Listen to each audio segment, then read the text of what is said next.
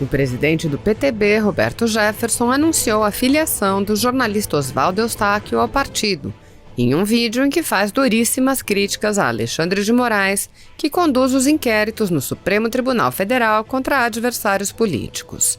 Roberto Jefferson apontou que o jornalista foi preso sem sequer ser informado das razões e tornou-se, assim, um mártir da liberdade de expressão. Assista. As conquistas humanas têm o suor, têm o sangue e têm a lágrima daqueles que são os mártires de uma ideia, de um ideal e de uma tese. O Oswaldo Eustáquio, jornalista investigativo, é um mártir. Ele foi para o sacrifício, passou um calvário pelo crime que atribuem a ele de opinião. Ele tem uma opinião como jornalista, colocou para fora, ofende aí o Alexandre de Moraes, Alexandre o Pequeno, porque ele contou a história de Alexandre o Pequeno, desde a conspiração contra o mandato do presidente Bolsonaro, até os seus diplomas falsos de pós-graduação, de pós-doutorado, o seu livro falso que ele copiou de um constitucionalista espanhol e assinou como se sendo o autor daquele livro. Quer dizer, um papel absolutamente incompatível com um homem que tem que ter caráter, dignidade, moralidade a ostentar. E o pior, a dona Vivi, que é uma advogada medíocre, que ninguém ouviu falar, é a campeã de sucessos nos tribunais superiores de Brasília. Quem é a dona Vivi? Vocês estão me perguntando? Dona Vivi é uma advogada casada com o ministro Alexandre de Moraes. Ela é a longa-manos do ministro Alexandre de Moraes nos tribunais superiores de Brasília, Superior Eleitoral, STJ e Supremo Tribunal Federal. É um escândalo a gente dizer isso, a mulher de um ministro advogando nos tribunais superiores. Qual é a condição jurídica dela? Nenhuma. Os senhores já ouviram falar na jurista Dona Vivi? Dona Vivi de Moraes, vocês já ouviram falar? Escreveu algum livro, alguma tese? Ela é a mulher do maridão. Ela é a longa-manos dos interesses não republicanos do ministro Alexandre o Pequeno. E esse homem, quando o jornalista Oswaldo Eustáquio, que é o nosso mártir e se sacrificou pela liberdade de informação, pela liberdade de pensar, pela liberdade de expressão, quando ele disse isso e provou numa matéria jornalística, o ministro prendeu por 10 dias e não disse a ele o motivo. Até hoje o Eustáquio não sabe as razões que o levaram à prisão nesse processo arbitrário contra a Constituição. Eu vou perguntar a você, o Eustáquio é deputado federal? É senador? Não. Ele tem foro privilegiado? Ele é processado do Supremo? Não. Qual é o foro que se processa o Eustáquio? De primeira instância, o juiz singular. Como é que levaram-no para o Supremo para processá-lo? É uma violência à lei, ao processo penal, ao processo constitucional. E até hoje o advogado do Eustáquio não sabe as razões dessa prisão arbitrária feita contra ele. Nosso mártir, nosso amigo. E eu trouxe ele para dentro do PTB. Trouxe para que ele se filiasse. Ele se filiou hoje. Ele é o nosso companheiro. E eu quero que você, meu irmão, que está livre hoje e foi vítima dessa brutalidade, possa dizer um pouquinho desse seu sofrimento. Você me entrevistou, agora eu entrevisto você. Obrigado, presidente. Você sabe que quando você falou em mártir, me fez lembrar de Estevão. Estevão, quando foi apedrejado, disse: Senhor, os perdoa porque não sabem o que fazem. E realmente eles não sabem o que fazem. Porque quando eles violaram o meu sigilo da fonte como jornalista, eles violaram o sigilo da fonte de todos os jornalistas do Brasil. Quando eles me violaram a liberdade de expressão e de imprensa, eles violaram a liberdade de expressão de 205 milhões de brasileiros. E agora, depois de ter sido perseguido, preso, humilhado, nesse périplo que segui, pelo crime de ter entrevistado Roberto Jefferson. Esse foi meu crime, dar voz a um homem que eu disse a ele. Quando eu o convidei para a entrevista, o senhor vai lembrar, eu liguei para ele e falei assim: presidente, o senhor já mudou a história do Brasil uma vez, como ninguém outrora.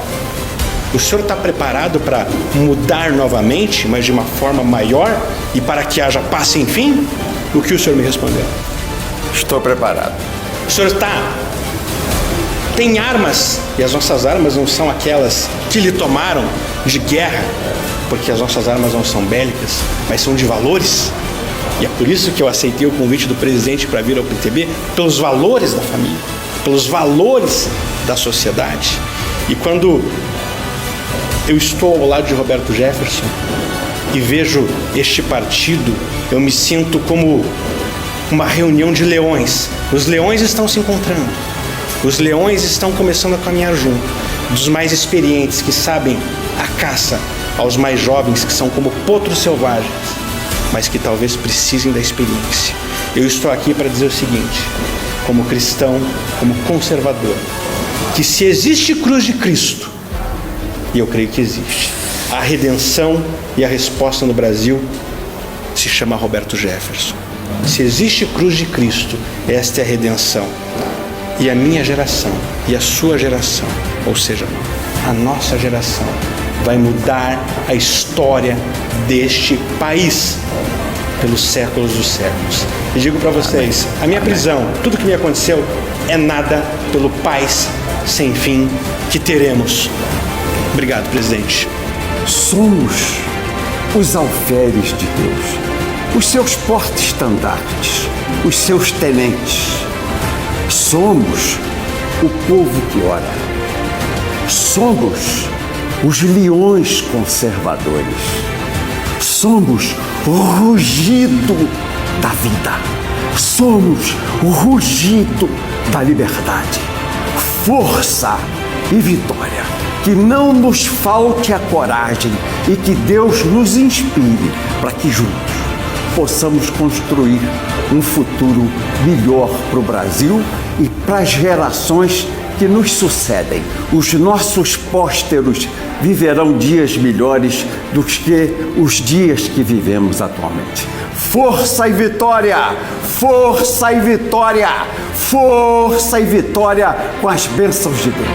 Mas eu quero só lembrar que eu adorei todas as intervenções, são profundas e muito também indignadas sobre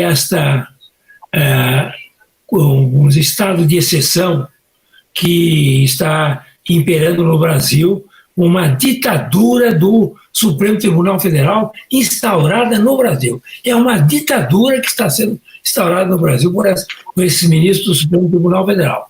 Gravemente ainda, pelo fato de 10 ministros terem conestado essa barbaridade que foi realizada. Mas eu quero só lembrar que o doutor Sérgio Dario fez uma análise profunda e geral sobre o aspecto da ilegalidade e inconstitucionalidade desses inquéritos e dessa putaria, mas ele, a sua tese é de que realmente é natimorto. O inquérito é natimorto, os inquéritos são natimortos, e a portaria também. Eu gostaria de discordar dele nessa conclusão, embora elogiando profundamente a sua descrição sobre as ilegalidades havidas. Não é natimorto, não. Ele tem um efeito brutal. Esses inquéritos têm um efeito enorme na sociedade, estão criando um constrangimento na sociedade, um medo na sociedade, um terror na sociedade, de falar mal dos ministros do Supremo Tribunal Federal. E isso é o que eles queriam, isso é que eles desejavam e desejam com o inquérito. Eles não querem nada que o inquérito seja julgado em primeira instância, que vá para lá, que seja arquivado, porque não tem consistência, não interessa a mínima. Interessa que eles, ao prorrogar de 6 meses, não prorrogando, agora com o aval de 10 ministros, tá certo? Eles vão prorrogar, é para criar o terror na sociedade, criar o estado de exceção que eles estão criando na sociedade. Esse é o objetivo. E, portanto, a questão aqui também, eu gostaria de elogiar muito todos os que falaram a respeito desse assunto, principalmente o doutor Greco também, que foi muito claro na sua posição. E eles não é uma questão, não é um inquérito político, é um inquérito de autodefesa de todas as barbaridades que eles fazem, certo? Eles não querem ser criticados porque eles fazem barbaridades, hora para um, hora para outro. Uma hora eles vão lá e acabam com o COAF, congelam o COAF. Depois, outra hora, eles atacam o presidente da República. Outra hora, eles atacam o PT. Outra hora, atacam o Centrão. Quer dizer, eles vão de acordo com os interesses do momento, interesses políticos dele. De modo que não é uma política feita a esses inquéritos, não tem a finalidade só de atacar o governo atual. Atacar quem vier, conforme as convidências. O que eles querem é se autodefender, dizer, nós vamos criar todas as arbitrariedades e dominamos o país, porque eles dominam, o Supremo Tribunal Federal domina o país hoje, manda o país, dominação, aí no sentido bem político da palavra, dominam o país, tá certo? E não querem nenhuma crítica. E quem criticar, como foi muito bem explicado aqui pelo Paulo Faria, quem criticar, tá certo? É preso e usa com tornozeleira, tá certo? E usa o que precisar, porque realmente é um jeito que não pode ser criticado. É um Estado muito pior que o AI-5. Eles falam, eles querem voltar com o AI-5, eles vão prender. Eles estão praticando o AI-5. Esses inquéritos são um AI-5. Qual é a diferença deles com o AI-5? Pelas arbitrariedades, pelas violências que eles fazem contra as suas vítimas. E eles, vítimas, criam vítimas, tá certo? Porque não pode dizer absolutamente nada das coisas que esses ministros fazem com as suas famílias. Ao defender as famílias, estão dizendo porque a família também faz coisa errada, tá certo? Então eles sabem, que todo mundo sabe, está lá na Lava Jato, todas as denúncias, toda denúncia de empreiteira tem o nome lá de famílias dos ministros, tá certo? Então eles não querem isso, eles querem criar o terror no Brasil. Nós temos no Brasil hoje um estado de exceção por causa desses inquéritos e dessa portaria. É essa a realidade. E eles vão em frente.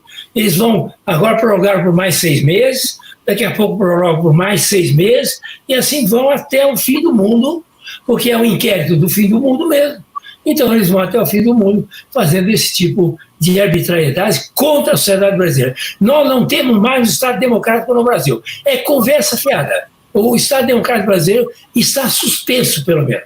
Não, há uma suspensão do Estado democrático de direito no Brasil enquanto viger esse tipo de conduta e de inquéritos e portarias do Supremo Tribunal Federal.